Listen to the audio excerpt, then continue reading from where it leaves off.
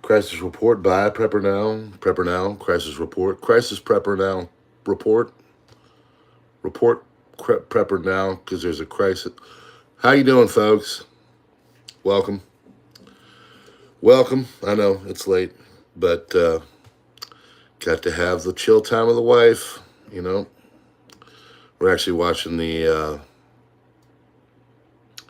documentary about this influencer named Ruby Frankie, who had 2.5 million subscribers here on the old tube and kind of freaked out and abused her children because she came all about her channel and not about her family. So that's what we do. We try not to do that. We try to be family first. So that means we come here late sometimes. Sorry about that, but it's what we do. It's how we do it. It's how we got to do it. And tonight we're waiting on Putin. That's right. We're waiting on Putin. We're not rooting for Putin. We're waiting on Putin. And the reason why is because, well, the ball's in his court. Ceasefire, chalked up. He's looking at it. He really doesn't have to take anything. He's got the wind at his back, as I've been saying. So we'll see. Hopefully he will do it. Hopefully he will take it and they will work something out. I know he wants to make it so Ukraine can't grow, can't get any more weapons, and everything just kind of stops in its tracks, which, you know, understandable. So we'll just have to see if that is a tenable option for the West and if everybody can come together for all that. So, yeah. All right. So let's get started and let's do the old crisis report thing. We'll bust through it. Don't got a terrible amount tonight. And we'll see what everybody's doing. All right. Here we go. This is your crisis report for March 13th, 2025. Russia has presented the U.S. with a list of demands for a ceasefire with Ukraine. Trump's envoy Witkoff is now headed to Moscow. The demands include the same demands broadly made by Russia in the early days of the war, you know, back in April of 2022 when they had all this together, but a certain country decided that they wanted to try to, you know, do it, fight. Yeah.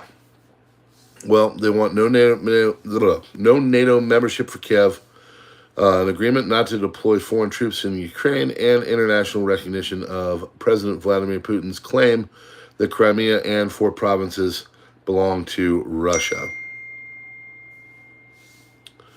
Russian M.Ed announces the complete liberation of Sudzha. Russia once again calls on the UN to investigate Bucha, urging it to stop covering up the Ukrainian stagings. That's according to Zakharova. Initial reports of a targeted Israeli airstrike in Damascus, Syria. Russia views the statements of the U.S. and Ukraine following the talks in Jeddah as public rhetoric. Moscow does not focus on them, Zakharova said in a statement. There are many people that were reporting that Putin had agreed to the ceasefire. There's nothing agreed to yet. So anybody telling you that or whatever is lying and doesn't know what they're doing. Former Russian ambassador to the United States, Yuri Ushakov, said that the proposed temporary ceasefire in Ukraine is nothing more than a temporary respite for the Ukrainian military. Moscow expects the U.S. to take Russia's position into account in further joint work, according to Ushakov. Targeted strike was against an individual inside a building, according to local reports on the Damascus thing. Channel 14 claims terrorist HQ was targeted in Damascus. Building was reportedly an HQ for the Palestinian Islamic Jihad, or PIJ. Israeli aircraft launched the attack on the headquarters of the Islamic Jihad movement in the Syrian capital of Damascus. By the way, there was a person arrested by HTS in Syria because he broke fast for Ramadan. Casualties reported after the Israeli airstrike in Damascus. United States is going to bolster defense against Chinese cyber attacks. Commission FCC has established a national security council to enhance defenses against Chinese cyber threats and maintain leadership in critical technologies like AI. Chair Brendan Carr emphasized that the persistent threats from foreign adversaries, particularly the Chinese Communist Party, and the need for vigilance to protect American networks and companies. NATO's readiness in Europe amid the United States' uncertainty. 10,000 NATO troops recently conducted exercises near the Ukrainian border, testing a new rapid reaction force without U.S. participation. NATO's European militaries have strong defense but lack air defense, intelligence, and logistics capabilities provided by the United States. U.S. provides vital intelligence, surveillance, reconnaissance, transport aircraft, and command and control to their forces, most critical in the fight with Russia and Europe's lack of air defenses. European military production lags, and NATO Secretary General Mark Rutte said the EU defense industry is slow and fragmented. Europe lacks a unified military command. Without the U.S., Europe may need to develop its own defense strategy. If the U.S. support wanes, this would require significant military investments. NATO's European militaries have a lot of equipment. They have 5,000 tanks, over 2,800 self-propelled artillery systems. Open source analysts say Russia has 3,000 tanks. IISS says NATO's European members have around 2,000 jet fighters and other warplanes. Europeans are upgrading fleets. By 2030, Europe will have over 500 U.S.-made F-35s. European countries have depleted their arsenals by donating them to Ukraine and struggling to replace it all. Russia's Air Force has about 1,000 planes. The IISS says they've lost about 1 out of every 5 in combat. White House has directed the United States Army to draw up options for increasing the American military presence in Panama. United States Southern Command is developing plans that vary from partnering more closely with the Panamanian forces to the less likely option of United States troops seizing the Panama Canal by force. Elon Musk visited the United States National Security Agency. The discussion centered on staff reductions and operations. Trump says that we spend $200 billion a year to subsidize Canada. Canada only works as a state. The border is an artificial line, and it makes no sense. China's warships encircled Australia. Flotilla of 3 Chinese Navy ships sailed around Australia for nearly a month, moving in and out of its exclusive economic zone, conducting live fire drills and forcing civilian flights to reroute. China's 2 warships had 144 missile launchers, while Australia's entire fleet of 10 warships had only 200. Australia's 2 fuel tankers, crucial for long-range operations, were out of commission. Australia's Navy is old and dependent on the United States. The United States is considering increasing its military presence in Panama to reclaim the canal, according to Reuters. Putin says that this supports a ceasefire in principle, but demands the root causes of the Ukraine war be addressed. President Trump will invoke the Alien Enemies Act of 1798, a sweeping wartime authority to speed up deportations. Information has reached the human rights organization, information and messages that the Christians' turn will come after the Alawites in the massacre in Syria. So that is the big worry, is that the Christian community will be turned on next. Yeah. Total lunar eclipse will create a blood moon on the night of Thursday, March 13th, until the early morning of March 14th, which will be visible throughout South America, Central America, United States, and Canada, Mexico, and Spain. It's out there right now. Go look at some blood moon, folks. Germany, nationwide emergency alert warning test with air raid alerts is sounding all around. Russia and the U.S. are united in their position that Ukraine cannot join NATO, and said Russian President aide Yuri Yushakov. The Americans and we believe that there can be no talk of NATO in the context of the Ukrainian settlement, in the context of the future of Ukraine, he noted.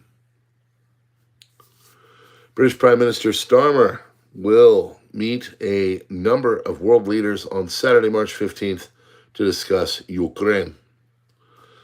Trump threatened Europe that if the EU does not lift tariffs on U.S. whiskey immediately, Washington will respond, raising tariffs on wine, champagne, and other alcoholic drinks from Europe by up to 200%. Wow. Trump threatened Europe that if the EU does not lift tariffs on whiskey, that is what we call a doubler. Portrait of James Polk, president who got a lot of land, has appeared in the Oval Office. Wall Street Journal reports that Trump is seriously considering annexing Greenland to the United States, not ruling out military scenario. Canada and the Panama Canal are also on his list. I mean, he's a real estate guy. What do you expect? He likes land. Trump warns of a shutdown in the U.S. this week, saying that responsibility for the government shutdown would fall on the Democratic Party. Pretty sure they've already caved because they did figure out that they would look like crap if they did so. White House withdraws Dr. David Weldon's nomination as CDC director before confirmation hearing. Weldon questioned potential links between GBDs and childhood neurodevelopmental disorders like autism, and introduced legislation to ban mercury in the GBDs. So, I'm sure there's no link. Iran and Belarus have signed a strategic defense cooperation agreement in Minsk. Pentagon has been ordered by the White House to immediately provide military options to ensure U.S. access to the Panama Canal.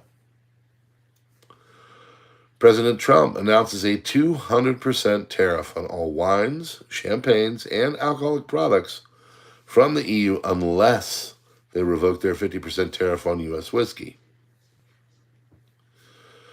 Oklahoma House of Representatives passed a bill requiring convicted child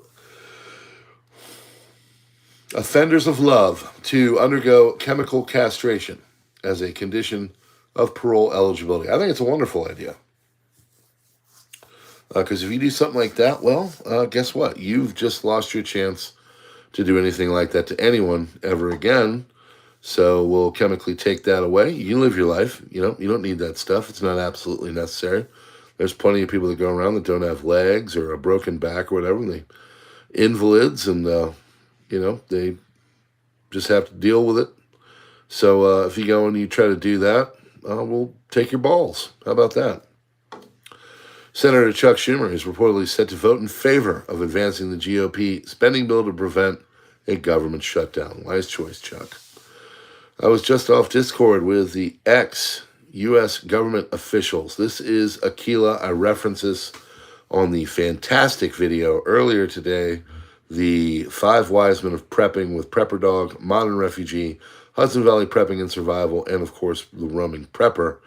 But I reference this next one. And it says, I was just off Discord with ex-U.S. government officials. All are saying one thing: tonight's negotiations, which are behind closed doors, will be the make or break of stopping this conflict. There's going to be intense diplomacy, and it will include European big players. What he's saying is, we need Putin to sign off on this. We need a ceasefire. If we do not, this whole thing is going to go sideways. And by sideways, I mean W to the 1, 2, 3. Okay? Russian Federation will negotiate the next steps to end the conflict and reach acceptable agreements based on the situation on the ground, according to Vlad. Seeing a lot of media outlets saying that Vlad agreed to a U.S. ceasefire.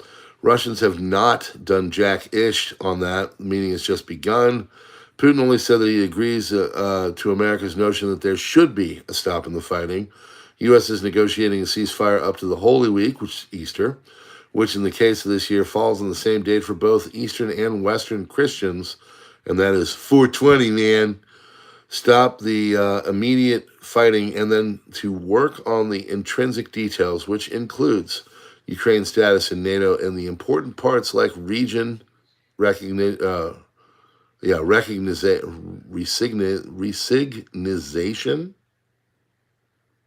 I gotta look that up if that's real. You know what? Let's do this. Sometimes you can highlight and no. Nope, it's fake. It's bad. Yep, recognition or whatever. Moving on. 30-day ceasefire will be also backed by regular prisoner exchanges between the two countries. UN would welcome any agreement on a ceasefire in the conflict in Ukraine, said the Secretary General spokesman Stephanie Dujarric. Sounds like a pharmaceutical. Oh, Dujarric, you know. Might experience pain, suffering, bleeding. Ukraine has ordered the mandatory evacuation of 8 villages near the Russian border in Sumy. The regional military administration cited the exacerbation of the operational situation in the region, and constant shelling by Russia promoted the decision. Gold futures at COMEX hit a new all-time high, over $3,000 an ounce. First time ever. Columbia University says it has expelled, suspended, or revoked degrees from some students who seized a building during an anti-Israel, pro-Palestine protest. Fighting in Kursk. So this is the on the ground. I used to do these all the time, and then things just kind of was like, kicking butt. But this is what it looks like today on the Western Front. Fighting in Kursk continues unhindered. After the capture of Sudzha, the Russians can also take the surrounding villages. The Ukrainian armed forces currently still control some villages along the border, about 100 square kilometers from the original 1,000 along the border. Russian ground troops are currently attacking villages in the Sumy Oblast. Fierce fighting is taking place in the direction of Pokrovsk. Geolocalized images show further Ukrainian successes in Shevchenko. There were smaller counterattacks by the Russians in Lysivka and Koltunya. And that is the on the ground. Elon Musk's electric car company, Tesla, has warned that Trump's trade war could make it a target for retaliatory tariffs against the U.S. and increase the cost of making vehicles in America. Trump administration imposes additional restrictions on the Russian oil, gas, and banking sectors. Drama in Israel, Netanyahu versus the Shin Bet. Tensions erupt as former Shin Bet chief Nadav Argaman warns he'll expose Netanyahu if he acts illegally. If I reach the conclusion that the prime minister has decided to act against the law and there will be no choice, I will tell everything I know and have held back until today. Netanyahu, who of course held back, said a dangerous red line was crossed. Never has a former intelligence chief blackmailed a sitting prime minister on live TV. Shin Bet responded saying, "This is a serious accusation. Our focus remains on security and democracy." Meanwhile, Netanyahu is accused of trying to oust Shin Bet head Ronan Bar amid an investigation into his ties with Qatar, raising major questions about what he's hiding. What's in Trump's letter to Iran? Well, multiple sources confirm that Trump's letter to Iran carried a stark warning to Tehran: agree to negotiations for a new nuclear deal or face a massive military operation. Proposed U.S.-Iran talks are reportedly set to take place on the UAE. And that is from prominent UAE professor and commentator Abdul Halek Abdullah. Trump's special envoy Kellogg was removed from peace negotiations at Russia's request due to his overly pro-Ukrainian stance. Trump attacked EU once again, said the European Union is very, very nasty. They don't allow us to sell cars in Europe, and they sell millions in the U.S. They sue our companies like Apple. I mean, he's not wrong. If you've ever been over to Europe, you're not seeing a bunch of Chevy Tahoes rolling around. NATO Secretary General Mark Rutte has stated that NATO must increase its weapons production, emphasizing that current efforts are insufficient and that the alliance is falling behind Russia and China. Polish President Andrzej Duda has called on the United States to deploy nuclear weapons in Poland as a deterrent against potential Russian aggression. Duda argued that since NATO's borders expanded eastward in 1999, it is logical to shift NATO infrastructure, including nuclear capabilities, eastward as well. He also noted that Russia had previously moved nuclear weapons to Belarus without seeking permission.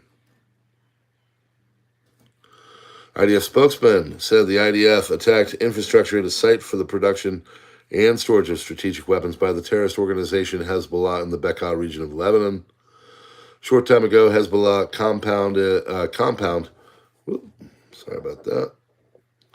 compound located between the mountains in the eastern Bekaa between Nabi. It's literally called Nabi Shit. Okay. We'll combine them. Nabi Shit and Brital. That is a brutal Nabi Shit. Sorry. I kid. South of the city of Baalbek, attacked again for the third time. At the compound, Hezbollah produced and stored advanced weapons, including precision weapons. Compound is close to the border with Syria and arms smuggling routes marked with red arrows that you can't see. The compound was attacked on May 16, 2024 and February 6, 2025. Hezbollah continues its military construction efforts despite its many difficulties. Among other things, the reconstruction efforts include the self-production systems. The complex is being attacked a third time to ensure that it does not return to capacity. In new visuals leaked in Chinese social media showing the Chinese-designed barges, which sole purpose is an amphibious landing, very same barges called Mulberry Harbors were used by the Allies during the June 6, 1944 Normandy bridges or landings. China is actively preparing to make a move on Taiwan. I would agree. It's not going to happen tomorrow, but these boats are huge too. You know, it's not like they're carrying 15, 20 people. These are carrying hundreds. U.S. has banned foreign companies from making payments for Russian energy sources through sanctioned banks. United States is discussing with Russia the possibility of future cooperation with Gazprom and international projects, according to Bloomberg. Zelensky said in his evening address that Putin is preparing to refuse the ceasefire. Now we have all heard of Russia, very unpredictable, very predictable, whatever you want to call it. Very manipulative words from Putin in his response to the idea of silence on the front. Who is this by? Where is it at? No, I can't figure it out. Whatever. He's actually preparing a refusal. I guess it was Zelensky. Whatever. After a high-stakes meeting with Russian President Vladimir Putin, Trump's envoy Steve Witkoff now en route back from Moscow. United States is preparing to send GLSDB missiles to Ukraine instead of ATACMS missiles, according to Reuters. The GLSDB are like gliders. The ATACMS are the big daddies. There's been no coverage as to what happened after the Putin-Witkoff meeting. It's all speculation right now. General consensus is that Putin would like to move around and see what benefits he can salvage out, such as NATO and military withdrawals, Ukraine guarantees, cut down of Ukrainian aid. The only bright thing for now is that talks have begun, but we're a long way to a ceasefire. Maybe years, if not months. If it was positive outcome, we would have already seen some signs like U.S. backing down somewhere. As the case now, it doesn't seem like it. If it was positive, we would already be seeing blah, blah. American Airlines plane has caught fire at Denver International Airport. Senator Chuck Schumer called Republicans bastards on MSNBC. Breaking Johns Hopkins University has fired more than 2,000 employees due to losing $800 million in USAID funding. U.S. deportation flights to Venezuela are set to resume. So good news there. And that, my friends, is your slightly shorter than usual, but full crisis report.